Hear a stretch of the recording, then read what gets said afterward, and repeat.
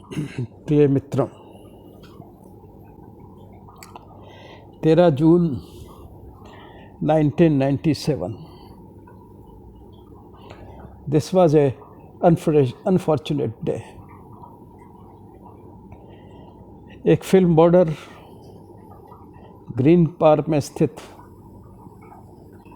उपहार सिनेमा में अपना प्रीमियर शो कर रही थी।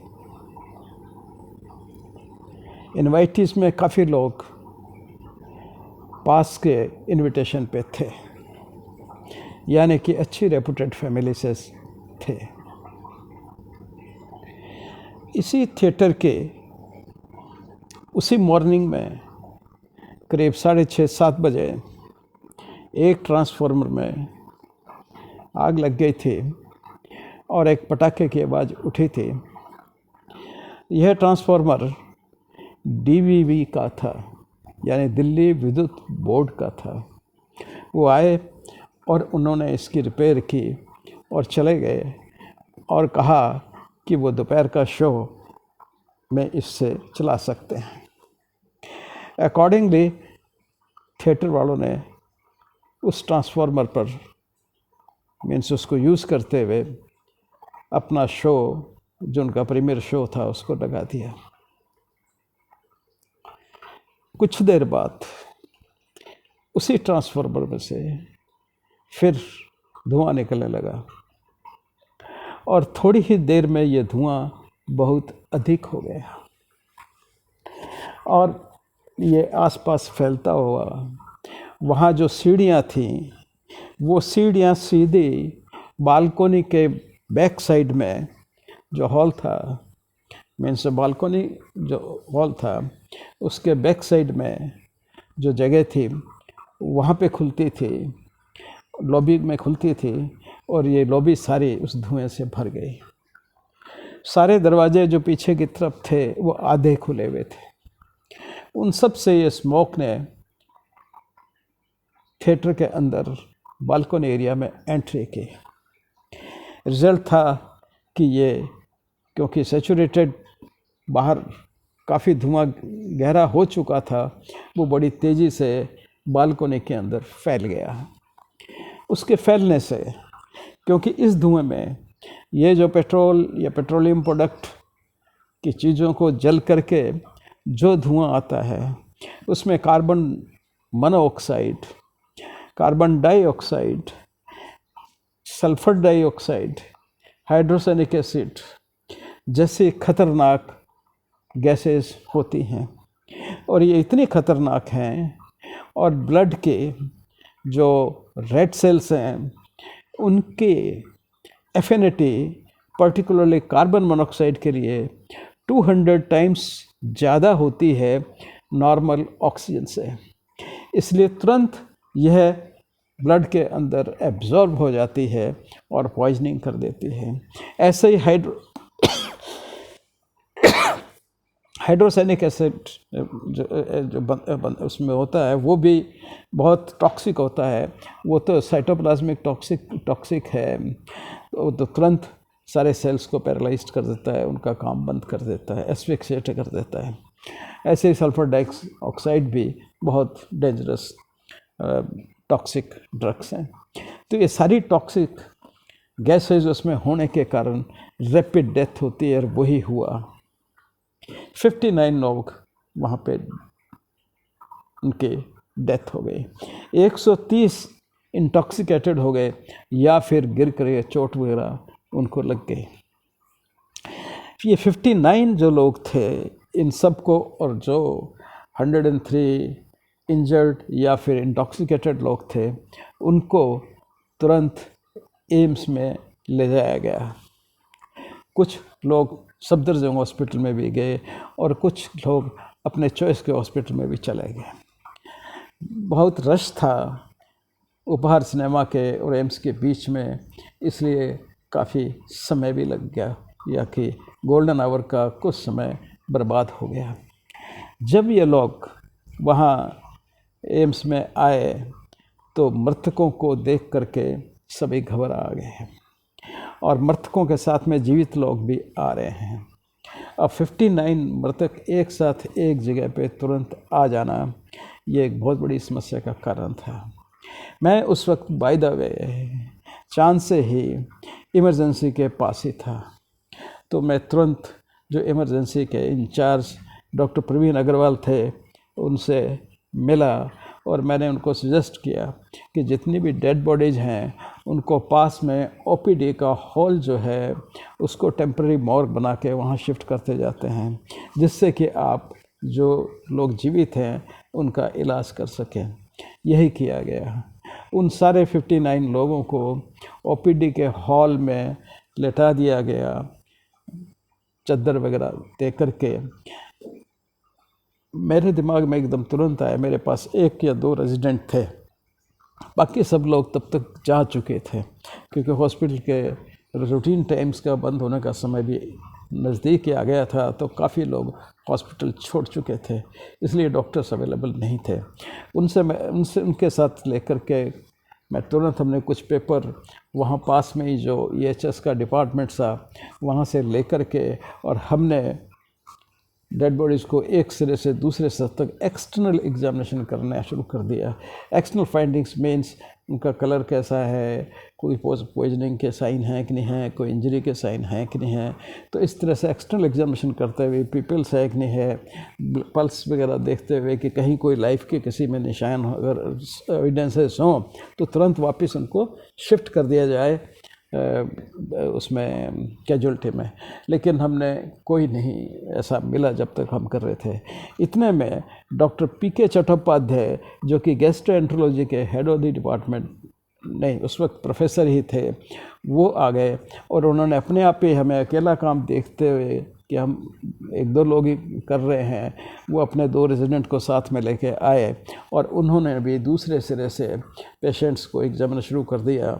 मैंने जाकर के उनको बताया कि क्या क्या नोट करना है इसके अंदर, तो उन्होंने उस चीज़ का ध्यान रखा, क्योंकि वो क्लिनिशियंस थे, उनके लिए शायद बहुत सी चीज़ें इतनी इम्पॉर्टेंट नहीं होती जो हमारे लिए बहुत इम्पॉर्टेंट थी। तो इसलिए इस तरह से हमने प्राय सभी के 59 के 9 जो डेड बॉडीज़ थी उन सब का एक्सटर्नल फाइंडिंग्स और क्लिनिकल जो एग्जामिनेशन है और डेड डिक्लेयरने के लिए जो प्राइमरी टेस्ट चाहिए हमें, पीपल वगैरह और respiration and heart and pulse वगैरह, वो सब हमने रिकॉर्ड उसमें कर लिया था। और एक्चुअली इंजरीज वगैरह भी और एक्सटर्नल चेंजेस भी सब रिकॉर्ड हमने कर लिए और उनको एक नंबरिंग के हिसाब से उनको दे दिया था। सबके रिश्तेदार प्राय तब तक आ चुके थे, इसलिए हमें किसी का भी नाम करने में ज़्यादा दिक्कत, नाम ढूंढने में कोई प्रॉब्लम नहीं हुई। सब ने नाम, उम्र, एड्रेस सब हमको बता दिया। तो इससे हमें ये फ़ायदा हुआ कि हमारा अपना रिकॉर्ड जो हॉस्पिटल में होना चाहिए, क्योंकि पेशेंट आया है तो उसका रिकॉर्ड भी कहीं एंटर करना पड़ेगा, उसको क्रिएट करना पड़ेगा, रखना पड़ेगा, बाद में इसकी बहुत आवश्यकता पड़ सकती है। तो इस तरह इस बात को ध्यान रखते हुए हमने सारी वो जो जनरल फॉर्मेलिटीज़ थी उनको कंप्लीट किया। उनको करने के बाद में इतने में ही वहाँ पे जो है एक रिटायर्ड सेक्रेटरी साहब भी आ गए और पब्लिक के और भी व्यक्ति जो हैं वो आ गए और सब रिक्वेस्ट करने लगे कि हम बॉडी अपने घर ले जाएंगे, हम पोस्टमार्टम एग्जामिनेशन नहीं करवाना चाहते। अब ये मैंने एक्सप्लेन किया कि देखो ये मेरे बस में नहीं है, I am nobody to decide, ये सिर्फ पुलिस या एडमिनिस्ट्रेशन या गवर्नमेंट ही इस बात का डिसीजन ले सकती है। हमें तो जैसी डायरेक्शन होंगी वो हमारे लिए सफिशेंट है। हमें अपनी फॉर्मेलिटी जो पूरी करने के लिए चीज़ें चाहिए वो उतनी तो हमने रिकॉर्ड कर ली हैं। तो ये सब बताना भी ठीक था सबको। तो उन्होंने कहा ठीक है।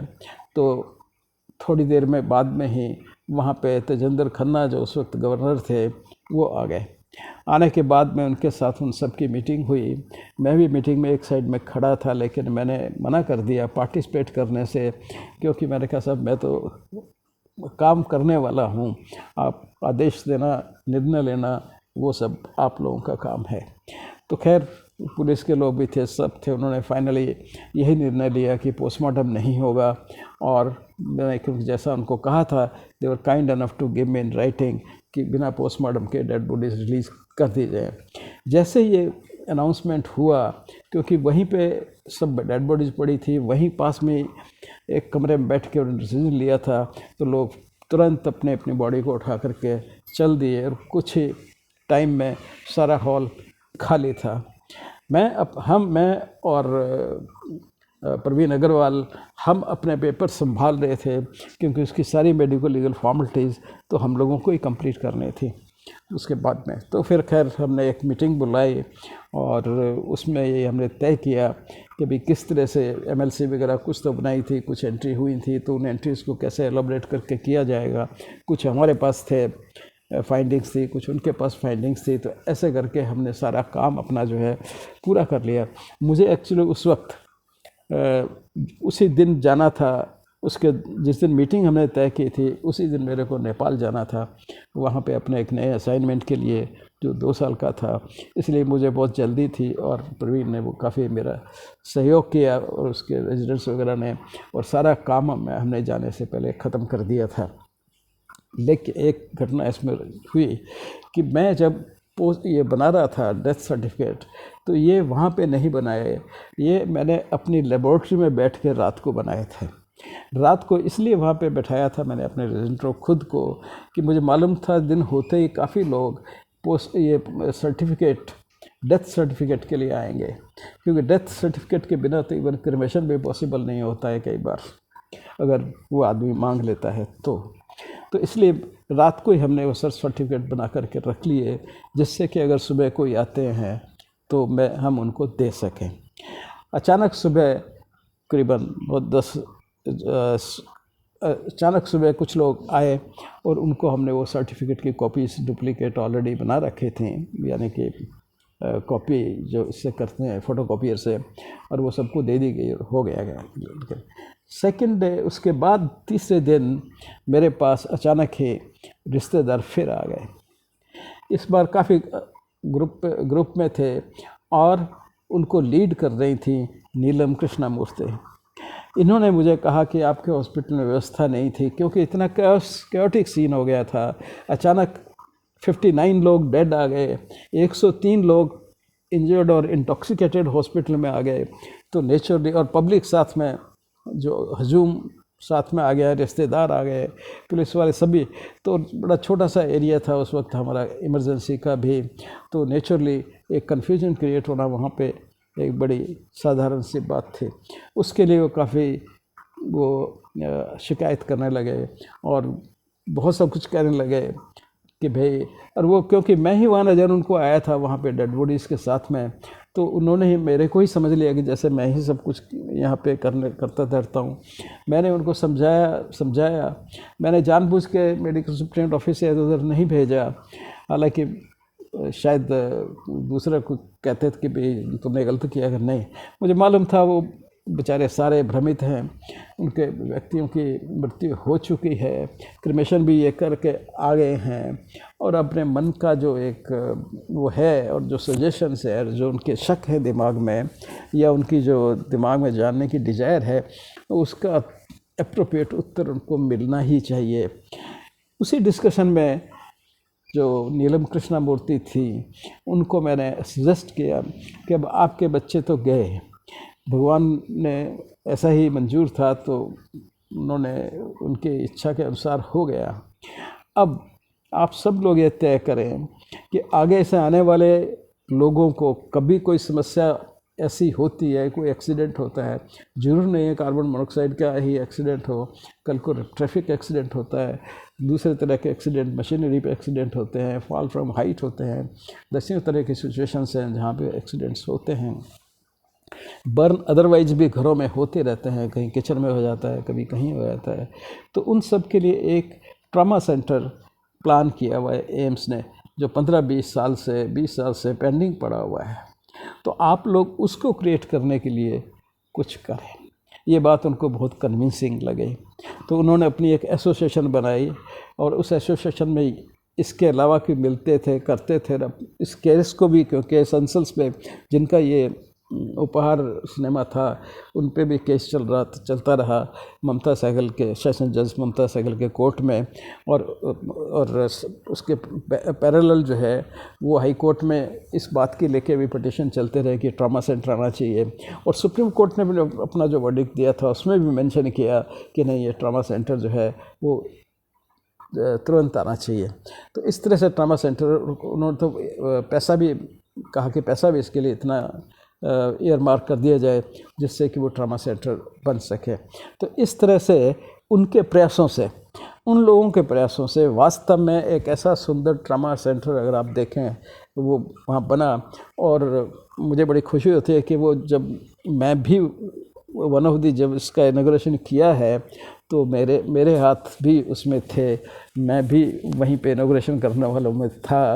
और जब प्राइम मिनिस्टर ने अपनी फ़र्स्ट विज़िट की वहाँ पे तो उस वक्त ही मैं था, रादर मैं ही उनको लिफ्ट में लेके गया था। लिफ्ट बीच में ख़राब भी हो गई थी, तो खैर नहीं, वो एक अलग कहानी है। तो प्राइम मिनिस्टर उस वक्त थे अपने मनमोहन सिंह जी, तो उनको लेके गए थे हम दिखाने के लिए ऊपर का जो क्या कहते हैं इंटेंसिव केयर यूनिट।